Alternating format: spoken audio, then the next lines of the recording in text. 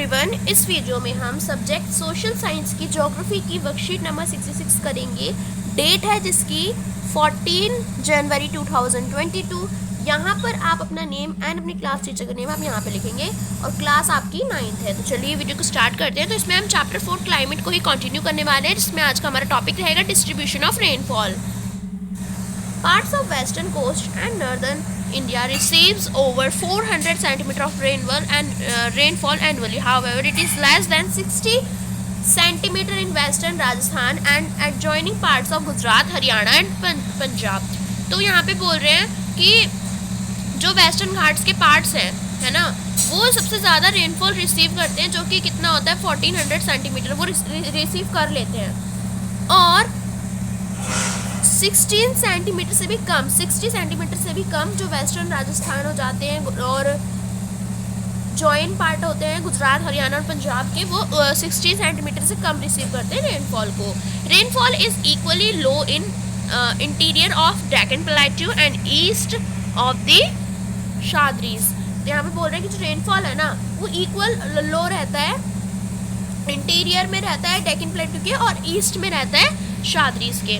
A third area of low precipitation, a third area of low precipitation is around Leh in Jammu Kashmir and Kashmir।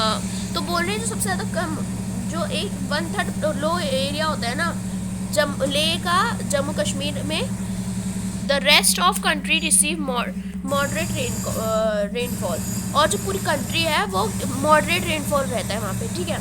Snowfall is restricted to the Himalaya region, और Himalaya regions में snowfall होता है, आपको ही पता है बर्फ गिरती है हिमालयस में। Owing to the nature of monsoons, the annual rainfall is highly variable for the year to year। तो कह रहे हैं जो नेचर है ना मॉनसून्स का, उसमें जो एनुअल जो रेनफॉल होती है वो हाईली वेरिएबल होती है साल के साल में। Variability is high in regions of low rainfall, और ये जो वेरिएबिलिटी होती है ना वो लो रेनफॉल वाले रीजन्स में कुछ ज़्यादा हो जाती है। जैसे मान लीजिए राजस्थान, गुजरात, वहाँ पे क्या होता है लीवर्ड साइड जो होती है उनकी वेस्टर्न घाट्स की, और जैसे कुछ हाई रेनफॉल वाले एरियाज़ हो गए, जैसे उनको क्या हो जाता है, देखो जहाँ पे रेन कम आती है वहाँ पे तो सूखा पड़ जाता है ना, और जहाँ पे रेन ज़्यादा आ जाती है वहाँ पे फ्लड आ जाते हैं, है ना, ड्रॉट, और बाकी जो सूखी सूखी जगह होती है वहाँ पे ड्रॉट आ जाता है। मॉनसून एज यूनिफाइंग बॉन्ड, अब जो मॉनसून है हमारे यहाँ का वो यूनिफाइंग बॉन्ड में कैसे रहता है, तो Himalayas enable northern plain in India to have uniformly higher temperatures compare to other areas on same latitude. जो हिमालय है वो इनेबल करता है नॉर्दर्न इंडिया को कि वो यूनिफॉर्मली हायर टेम्परेचर को कंपेयर करके दूसरे एरियाज के सेम लैटिट्यूड से अलग रखता है। सिमिलरली इसी तरह से जो पेनिनसुलर प्लेट्यू है, जो हमारे तीनों साइड से घिरे होते हैं ना पेनिनसुलर प्लेट्यू, तो बोल रहे हैं कि under the influence of sea from 3 sides, उसमें तीनों साइड से सी समुद्र होता है ना, तो उसमें मॉडरेट टेम्परेचर रहता है, ठीक है। दैट्स वाई, इसीलिए जो यूनिफाइंग इन्फ्लुएंस होता है ना मानसून का इंडिया में, वो सबकॉन्शियंट है और थोड़ा सा प्रिसेप्टिबल है, क्योंकि हमारा इंडिया भी को भी अगर हम देखें तो वो नीचे से इस टाइप का है, जो कि तीनों साइड से पानी से घिरा हुआ है। Even after the uncertainties of rain and uneven distribution of monsoon year after year, और क्योंकि यहाँ पे बहुत ज़्यादा अनसर्टेनिटीज़ है रेन की और अनइवन डिस्ट्रीब्यूशन है मानसून का, फिर भी यहाँ पे साल भर साल जो पीपल होते हैं इंडिया के नॉर्थ से साउथ की तरफ और ईस्ट से वेस्ट की तरफ क्या करते हैं, अराइवल करते हैं मानसून में। These monsoon winds bind a whole country by providing water to set the agricultural activities in motion.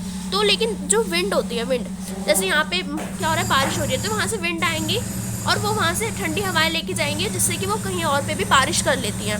तो इसी की वजह से जो हमारी कंट्री है उसको यूनिफाइंग जो हमारा मानसून है वो एक यूनिफाइंग बॉन्ड में रहता है इन विंड्स की वजह से। अब यहाँ पे आपको बता रखा है कि किस कंट्री में कितनी, मतलब हमारे इंडिया के किस पार्ट में कितनी ज़्यादा रेनफॉल होती है।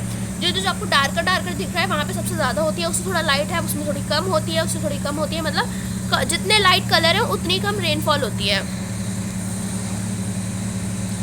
अब यहाँ पे आपको कुछ इजी से क्वेश्चंस दे रखे हैं, आपको इनके आंसर करने, तो चलिए कर लेते हैं। तो यहाँ पे आपको फर्स्ट क्वेश्चन पूछा है, name any 2 areas of India which receive low amount of rainfall. तो किन्हीं 2 एरियाज के नाम लिखने हैं जो कि बहुत कम अमाउंट रिसीव करते हैं रेनफॉल का। तो वेस्टर्न हरियाणा हो गया और राजस्थान है वो ये पार्ट्स हैं। उसके बाद which region of India receive snowfall, India का कौन सा रीजन स्नोफॉल रिसीव करता है, तो हिमालयाज, तो Himalayas region of India receive snowfall. उसके बाद है why is the monsoon in India consider unifying bond, जो हमारे इंडिया का मॉनसून है वो एक यूनिफाइंग बॉन्ड के रूप में क्यों कंसिडर किया जाता है, बल्कि यहाँ पे तो कहीं पे कम ज़्यादा मौसम होता है। तो यहाँ पे आप लिखेंगे these monsoon winds provide us with water and accelerate the process of agriculture. ये जो मानसून विंड्स होती हैं, जो मानसून के टाइम पे जो हवाएं आ रही होती हैं, वो हमें वाटर प्रोवाइड करती हैं, और जो एग्रीकल्चर होता है और जो ये सब जो होते हैं ना एग्रीकल्चरल वर्क, उन सबको क्या करते हैं एक्सेलरेट करती है, उसी से हमारा एग्रीकल्चरल वर्क भी चलता है, और इसी तरह से वो पूरी कंट्री को एक धागे में बांध देती हैं।